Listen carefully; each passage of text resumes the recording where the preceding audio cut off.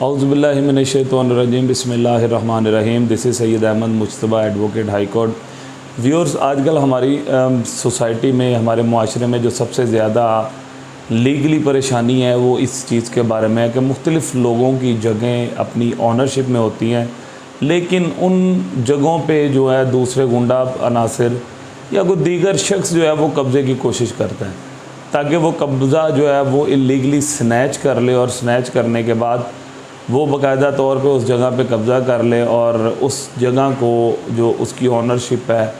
उसको वो क्लेम कर ले, चाहे वो झूठा एग्रीमेंट तैयार करे, चाहे वो वैसे ही पोजेसन हासिल कर ले।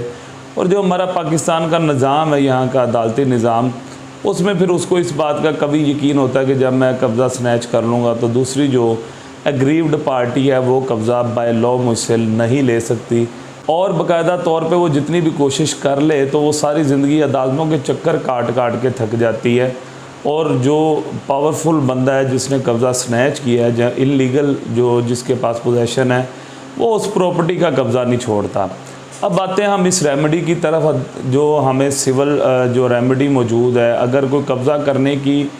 आपके घर पे, आपके मकान पे, किसी जगह पे, आपकी किसी प्लॉट पे या आपकी प्रॉपर्टी की कोई भी मोड़ हो, तो वो अगर कोई बंदा, कोई शख्स आपकी जगह पे कब्ज़ा करने की कोशिश करता है तो सबसे पहले आप उसको रोकने के लिए आप सिविल कोर्ट की तरफ रुजू करें। सिविल कोर्ट में आप वकील के ज़रिए हुक्म इम्तनाई का केस दायर करेंगे, जिसको हम इंग्लिश में सूट फॉर परमानेंट इंजंक्शन भी कहते हैं।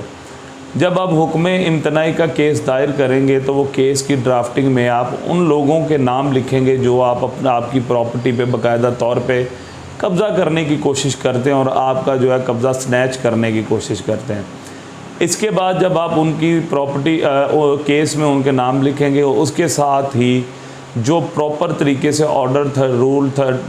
39 रूल 1 एंड 2 की एप्लीकेशन जो इंटरिम स्टे की है, वो एप्लीकेशन साथ जो है वो दायर की जाएगी।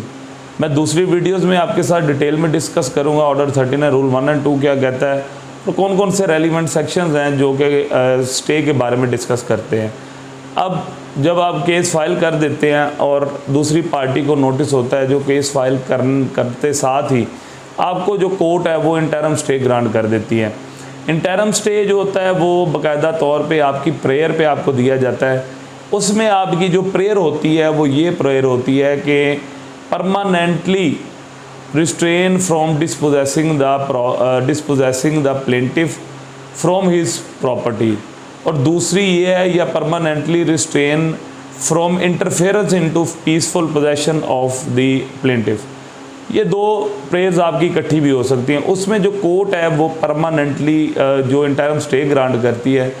उसमें जो कोर्ट है वो उनको एक पेशी तक रोक देती है कि इनके कब्ज़े में आप किसी किस्म की ना तो मुदाखलत करें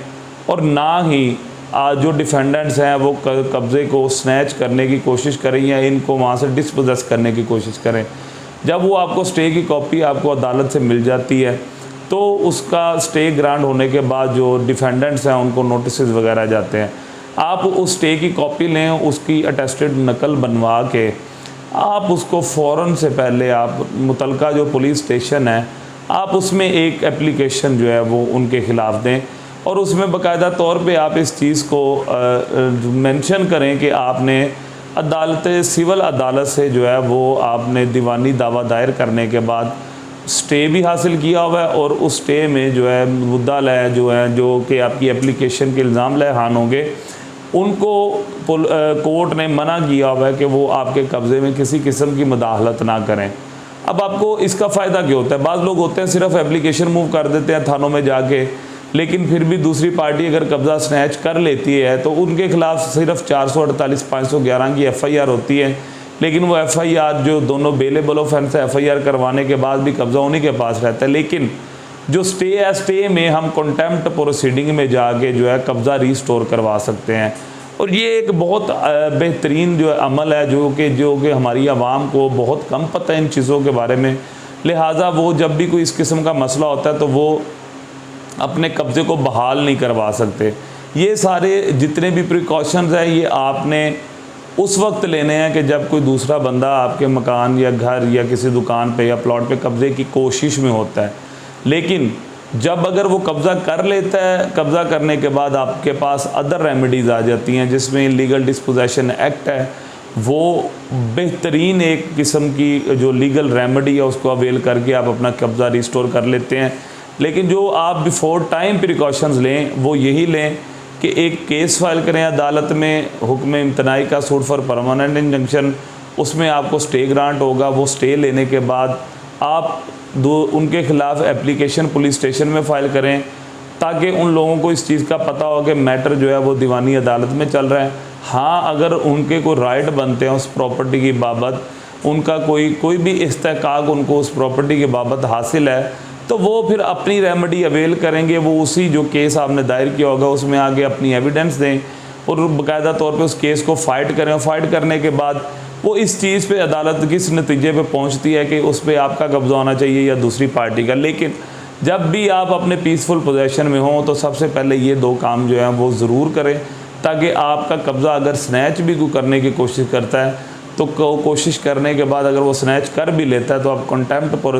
प्रोसीडिंग में जाके स्टे के दौरान अगर आपका कब्ज़ा स्नैच होता है तो कोर्ट जो है रिस्टोर के भी जो है वो ऑर्डर्स दे सकती है और बैलेंस मुकर्रर करने के बाद आपको कब्ज़ा रिस्टोर कर दिया जाता है। और बाकायदा तौर पे कोर्ट की जो प्रोसीडिंग है कंटेम्प्ट